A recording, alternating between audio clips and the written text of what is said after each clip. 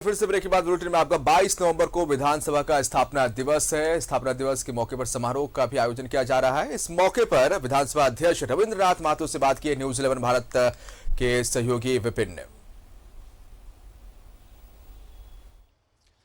झारखंड विधानसभा का स्थापना दिवस 22 नवंबर को मनाया जाएगा और बीते 21 वर्षों की अगर सफर की बात करें तो इस वक्त हमारे साथ मौजूद हैं खुद झारखंड विधानसभा के अध्यक्ष रविंद्रनाथ महतो जी। हम उनसे सीधे जुड़ेंगे और जानेंगे कि इतिहास किस तरह से जो रहा है झारखंड विधानसभा का और आने वाले समय में किस तरह से विधानसभा जो है नई आयामों को छुएगा। सर, कल स्थापना दिवस झारखंड विधानसभा का मनाया जाएगा।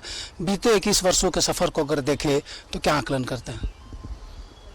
बीते 21 साल का जो सफर झारखंड के लिए रहा, ये निश्चित रूप से विधायी व्यवस्था में एक सुखद सफर के रूप में इसको माने जाएंगे। और आज भी हम लोगों ने आने वाला समय के लिए झारखंड विधानसभा को एक ऐसे मुकाम पर ले जाने का प्रयास कर रहा हूँ ताकि पूरे देश के विभिन्न प्रांतों ने झारखंड विधानसभा को बढ़िया से देखें, बढ़िया से परखें। और जो सबसे बड़ी उपलब्धि हम लोग अपने तरफ से जो नवाचार कर रहे हैं उसका ये है कि झारखंड के 3.5 करोड़ जनताओं के आकांक्षाओं के अनुकूल विधानसभा को बनाने का प्रयास हम लोगों का है। सर, एक नई शुरुआत होने जा रही है झारखंड विधानसभा की। अभी बीते दिनों आप पीठासीन पदाधिकारियों के सम्मेलन में भी गए थे, वहाँ भी झारखंड की चर्चा हुई। क्या कुछ खास था सर उसमें, और उससे झारखंड विधानसभा को आने वाले समय में कितना फायदा होगा? देखिए, उसमें तो पीठासीन पदाधिकारियों के सम्मेलन में देश भर के हर प्रांत के पीठासीन पदाधिकारी लोग आते हैं। लोकसभा के अध्यक्ष जी भी रहते हैं, राज्यसभा के सह सभापति भी रहते हैं उसमें, और सारे मुख्यमंत्री मंत्रीगण भी रहते हैं उस जगह पर। और देश भर के विधायी व्यवस्था के अंदर में क्या तारतम्य है, क्या समानता है, इन तमाम विषयों पर चर्चा होता है। और एक दूसरे विधानसभा के नवाचार से कौन सा नवाचार को हम लोगों ने अपने विधानसभा में एक्सेप्ट करेंगे, या हमारे विधानसभा के अंदर में कौन सा ऐसा नवाचार है कि लोग एक्सेप्ट करेंगे, इसका एक चर्चा वहाँ पर सर निरंतर होते रहता है। और वर्तमान व्यवस्था के अनुकूल जो भी इस पर नए समय के चलते प्रजातंत्र में जो चुनौतियाँ उत्पन्न हो रहा है, जैसे जैसे हम आगे बढ़ रहे हैं ऐसे ऐसे नए समस्याओं का सम्मुखीन होना पड़ रहा है। इन समस्याओं को हम कैसे समाधान करें, और समाधान इस हिसाब से करें ताकि आने वाला समय के लिए ये अनुकूल हो, इसलिए भी प्रयास चल रहा है। यही सब चीज़ का जानकारी ये सब चीज़ में होता है। सर, अगर बात की जाए तो ऑनलाइन व्यवस्था को लेकर भी विधानसभा आगे धीरे धीरे बढ़ रहा है। क्या कुछ नई चीज़ों को आप चाहेंगे कि अगली बार जब फिर से विधानसभा का स्थापना दिवस आप मनाएं तब तक ये चीज़ें वहाँ पर उस तमाम व्यवस्थाओं को मुकम्मल कर लिया जा सके विधानसभा में? हम लोग भी प्रयासरत हैं और देश के पार्लियामेंट का भी इच्छा है कि पेपरलेस विधानसभा बने। और पेपरलेस विधानसभा बनने के क्रम में उनका जितने सारे टेक्नोलॉजिकल जो व्यवस्था है उसको अरेंज करने में थोड़ा समय लगता ही है, लेकिन फिर भी झारखंड विधानसभा इसमें आगे है। हम लोगों ने राज्य सरकार के आईटी सेल से और केंद्र के जो प्रतिनिधि होते हैं इन विषय पर, उन लोगों से वार्ता करके हम लोगों ने एमयू कर चुका है और ये काम हमारा आगे बढ़ रहा है। हम भी चाह रहे हैं कि हमारा भी विधानसभा जल्द से जल्द पेपरलेस विधानसभा के रूप में स्थापित हो। अभी देश के अंदर में हिमाचल प्रदेश में पेपरलेस विधानसभा है, हम लोगों ने भी उस विषय को देखा, और शायद गोवा भी इस पर बहुत आगे बढ़ा हुआ है। हम लोग भी निकट भविष्य में अपने विधानसभा को पेपरलेस विधानसभा के रूप में स्थापित करने के लिए हम लोग प्रयास जारी रखे हैं। एक व्यवस्था जो झारखंड में है कि जिस तरह से उत्कृष्ट विधायक का सम्मान हर वर्ष स्थापना दिवस पे किया जाता है, इससे क्या मैसेज जाता है सर और विधायकों से, जो उत्कृष्ट विधायक से क्या सीखने को मिलना चाहिए? देखिए, इसका जो संदेश है ये बहुत ही महत्वपूर्ण है। आप किसी भी चीज में उत्कृष्ट बनेंगे और उत्कृष्ट बनने के क्रम में दुनिया, समाज, सारे लोग अगर आपके उत्कृष्टता को स्वीकार न करें तो लोगों के अंदर में उत्कृष्टता करने के लिए जो मेहनत है, ये मेहनत करने की जो इच्छा है, इस इच्छा घटेगा।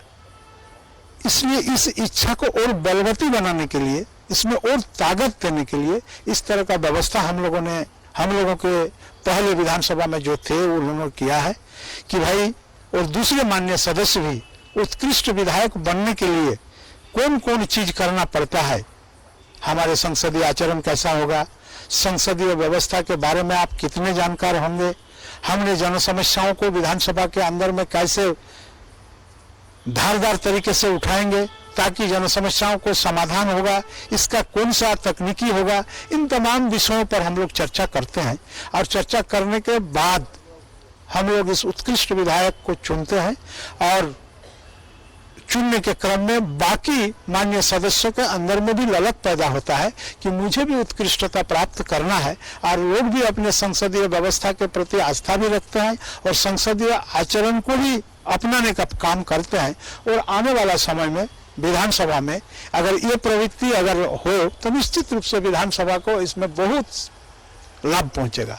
सर, एक चीज जो और चर्चा झारखंड विधानसभा को लेकर होती आई है कि जो 3 सत्र आहूत किए जाते हैं, समय अवधि कुछ कम रहती है। जैसा पहले कुछ लंबा चला करता था विधानसभा, अब 5-5 दिन के मानसून और विंटर सेशन के अलावा 17-18 दिनों का बजट सेशन होता, तो ये लंबा हो सके इसको लेकर कुछ प्रयास किया जाएगा? नहीं, आपका कहना बिल्कुल सही है। विधानसभा चूंकि राज्य का सर्वोच्च पंचायत है और पूरे राज्य का जन समस्याओं माननीय चुने हुए जनप्रतिनिधि लेकर के सदन के अंदर में आते हैं, और अगर उसमें बढ़िया से चर्चा नहीं हो और समाधान करने का, उसको निदान करने का अगर कोई व्यवस्था नहीं हो तो स्वाभाविक रूप से जनप्रतिनिधि भी निराश होते हैं। और जनप्रतिनिधि जब निराश हो जाते हैं तो उनके आश्रित जितनी जनता है उन लोगों के मन में भी एक निराशा पैदा हो जाता है। इसलिए निश्चित रूप से मैं भी आपके इस विचार के पक्षधर है कि विधानसभा का सत्र लंबा होना चाहिए। लंबा सत्र होने से जन समस्याओं का समाधान, ज्यादा से ज्यादा जन समस्याओं का समाधान होने की संभावना ज्यादा रहता है, इसलिए होना ही चाहिए।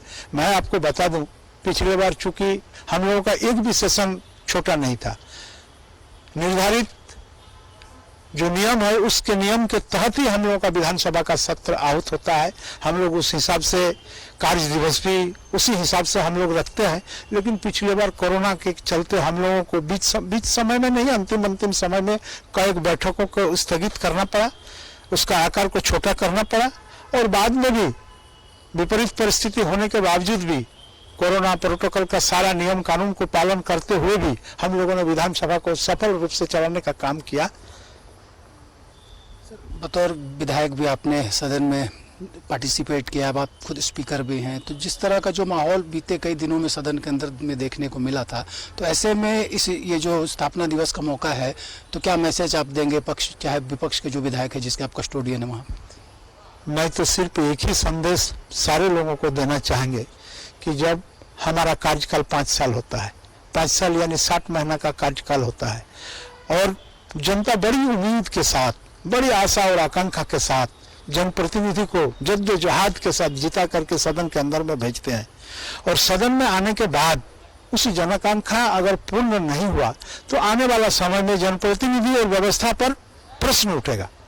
इसलिए मेरा सुझाव है कि तमाम जनप्रतिनिधि को अपने विधानसभा में अपने पक्ष को रख सकें और ज्यादा से ज्यादा समस्याओं का समाधान हो सके, यही मेरा उद्देश्य है।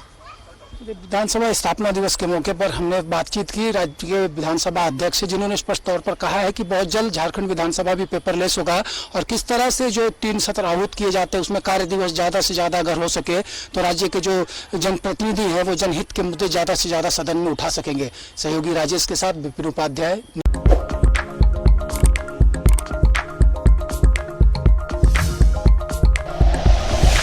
Like and share videos, subscribe करें हमारा चैनल और प्रेस करें बेल आइकॉन। न्यूज़ 11 भारत, सच है तो दिखेगा।